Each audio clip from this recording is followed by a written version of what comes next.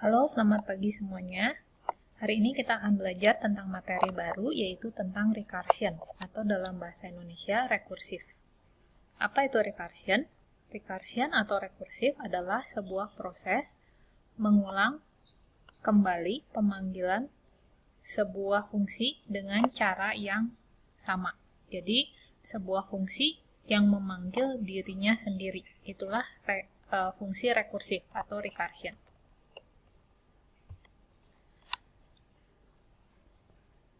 Secara algoritma, teknik ini berguna untuk mendesain solusi dari masalah yang sifatnya bisa menggunakan divide and conquer atau disebut decrease and conquer.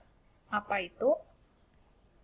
Teknik divide and conquer adalah teknik yang memecah-mecah masalah besar menjadi masalah kecil yang lebih sederhana tetapi sama.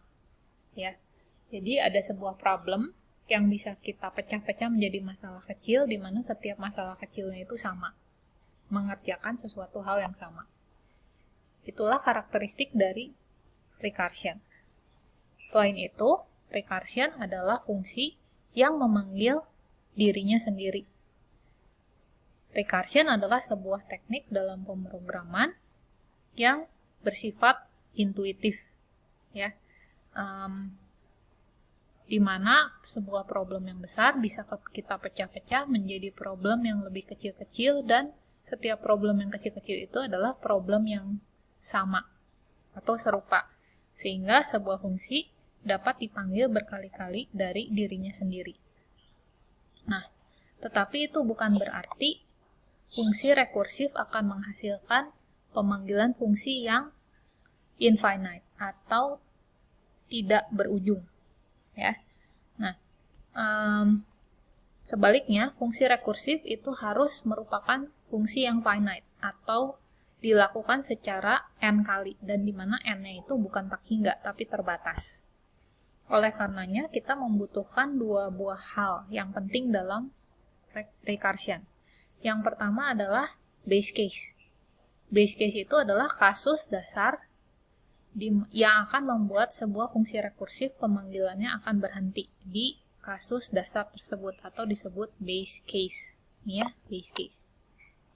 Nah, base case itu bisa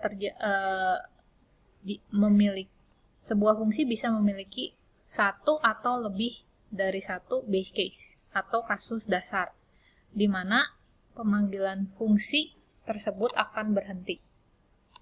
Nah, selain base case, bagian yang penting dari recursion adalah pemanggilan fungsi yang sama, ya, tetapi dengan input yang berbeda. Ya, input yang berbedanya biasanya ukuran inputnya itu mengecil. Ya, kita akan lihat contohnya untuk lebih jelas. Tapi tolong diingat dulu definisi recursion ini. Jadi secara sederhana, recursion adalah fungsi yang memanggil dirinya sendiri. Mirip seperti iteratif atau looping, di mana sebuah statement diulang berkali-kali. Ya. Nah, tetapi recursion punya karakteristik smaller problemnya punya operasi yang sama, tetapi dengan ukuran input yang kemudian berbeda. Recursion bukan fungsi yang infinite, tapi finite, terbatas. Oleh karenanya, terdiri dari dua buah bagian penting dalam recursion. Yang pertama adalah base case, yang kedua adalah recurrence-nya, atau pemanggilan fungsi di mana ukuran problemnya mengecil biasanya, ya, sampai ke arah base case. Kita lihat contohnya. Sebelum melihat ke contoh, tadi sudah sempat saya singgung bahwa kita sudah belajar teknik atau skema algoritma yang iteratif atau looping, ya, di mana dalam skema iteratif atau looping kita mengulang-ulang beberapa statement atau block statement di dalam skema tersebut. Skema yang biasa kita gunakan adalah skema while dan for. Ya. Nah, ingat bagian looping atau iteratif itu memiliki penghitung, ya, yang kita simpan biasanya di state variable disebutnya, yang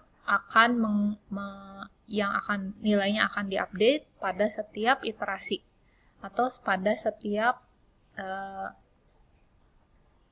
langkah dalam looping. Jadi setiap dia masuk looping, maka si state variable itu akan diubah nilainya sampai suatu saat ekspresi dalam loopingnya salah. Jadi menyebabkan keluar dari looping. Jadi itu harus dipastikan bahwa iterasi yang terjadi itu terbatas. Itu iteratif. Nah, misalnya ini diberi contoh ya. Kita ingin membuat program untuk mengalihkan dua buah bilangan. Sebutlah A dikalikan dengan B. Nah, sebetulnya kita bisa memandang persoalan ini dari sisi operasi penjumlahan. Jika A dikalikan B, atau ini lebih tepatnya B kali A, maka itu sebetulnya yang terjadi adalah A ditambah A sebanyak B kali. Ini terbalik ya, mestinya B kali A. B kali A. Nah, maka dengan iterasi, kita akan mulai beriterasi ketika I-nya pertama diinisialisasi dengan B. Ya. Kemudian, kita akan menambahkan result dengan A. Yang pada setiap iterasinya, nilai I ya atau iteratornya itu akan dikurangi 1. Dan iterasinya berhenti ketika I mencapai 0. Jadi mulai dari B, terus dikurangi 1, jadi B-1, B-2, dan seterusnya sampai B-nya 1. Ketika B-nya 0, berarti penjumlahannya selesai dilakukan. Ya. Nah, dalam bentuk program, kira-kira seperti ini membuatnya. Jadi di-define sebuah function namanya multiplication dengan iteration B, A gitu ya. Lalu isinya adalah titik 2. Pertama kita menginisialisasi sebuah variabel result. Kita inisialisasi dengan 0 karena ini result akan ditambah dengan nilai A dengan operasi penjumlahan ya. Nah, terus kira-kira kayak gini, kalau kita menyelesaikan problem ini dengan menggunakan looping, berarti selama B-nya lebih besar dari lebih besar dari 0, maka result akan ditambah sama dengan A. Ya.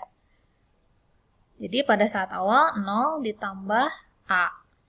Ya. Terus B-nya jangan lupa di-update nilainya.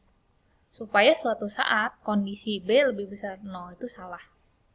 Jadi B dikurangi dengan 1. B sama dengan B-1 atau disingkat B- sama dengan 1. Ya. Lalu diulangi terus, misalnya B-nya 3. Berarti dia akan mulai 3 lebih besar 0 betul, maka result ditambah sama dengan A. Lalu B-nya diupdate menjadi 2. 2 masih lebih besar dari 0. Resultnya yang terakhir isinya A ditambah lagi A. Ya, jadi A tambah A result sekarang. Lalu B-nya diupdate jadi 1. Masih lebih besar dari 0, maka result terakhir ada isinya A tambah A, sekarang ditambah dengan A. Ya, jadi 3A. Lalu B-nya diupdate menjadi 0. Kondisi ini menjadi salah, ya, baru keluar mereturn result. Kira-kira seperti ini solusi yang kalian buat dengan iteratif. Nah, bagaimana dengan algoritma yang rekursif, ya? Pertama kita bisa kotret dulu ya, kotret seperti bagian kanan atas ini.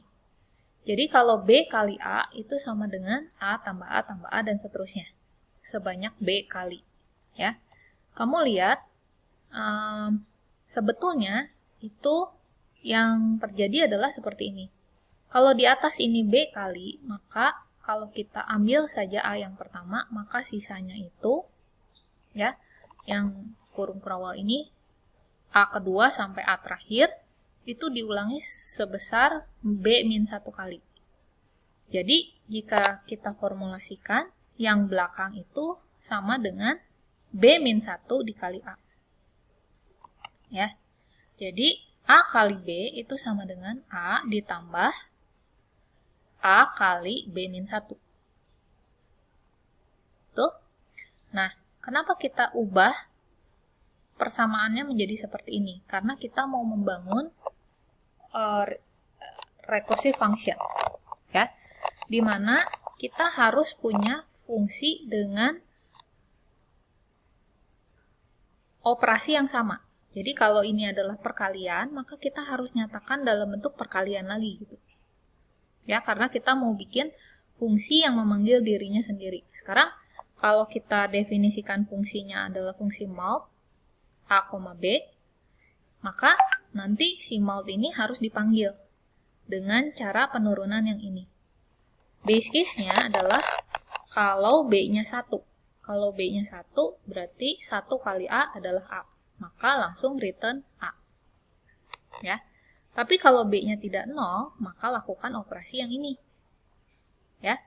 Yang di return adalah A ditambah, kalian lihat ini operasi yang sama ya. Ini dikali sama dengan definisi awalnya dikali juga. Tapi ukuran datanya berubah. Kalau tadinya B, sekarang jadi B-1. Jadi ini ditambah mult dalam kurung, mestinya ini B-1, A ya. Terbalik ini mestinya. B kali A, bukan A kali B. Jadi mult A, B-1. Nanti tolong perbaiki untuk program kalian ya. Jadi jangan A, B, tapi B, A. Ini juga berarti B-1, A. Ya. Jadi kamu lihat. Untuk mendefinisikan sebuah fungsi rekursif, kita perlu menurunkan problemnya itu menjadi fungsi yang sama dengan yang sebelumnya. Tetapi ukuran datanya mengecil. Kalau tadinya ukurannya B, sekarang menjadi B-1. Tapi operasinya sama, yaitu kali. Sehingga dari kotretan kita ini bisa kita terjemahkan menjadi bahasa pemrograman seperti ini. Kasus dasarnya adalah ketika B-nya 1. Ya. Jadi kamu yang perlu dipikir ketika mendesain sebuah recursion function itu adalah base case-nya apa, ya, recurrence-nya apa, atau recursive step-nya apa. Ya. Jadi biasanya ada branching. Branch untuk menentukan apakah sudah tiba di base case, if B sama dengan 1, titik 2, apa yang harus dilakukan? Biasanya mereturn sebuah nilai, ya, return A dalam hal ini, else titik 2, ini di bagian else biasanya recursion-nya, recursive step-nya. Yang di return adalah A ditambah pemanggilan fungsi yang sama, multiply, cuma parameternya kamu lihat beda ya, berkurang nilainya B-1. Nah, tolong direnungkan dulu bagaimana cara kita mendesain fungsi rekursif, lalu menerjemahkannya dalam program. Ingat, sebuah fungsi rekursif terdiri dari dua bagian utama. Yang pertama adalah base case, yang dapat mereturn sebuah function directly, solve directly problem. Ya, contohnya pada kasus perkalian, kasus dasarnya adalah ketika pengalinya 1, dan kamu harus memikirkan recursive step-nya. Gimana mereduce problem into smaller version of the same problem. Jadi kalau problemnya kali, ya reduce jadi kali juga. Ya, tapi ukuran datanya mengecil. Contohnya ini ya, B-1. Silakan direnungkan dulu. Kita akan lanjut di video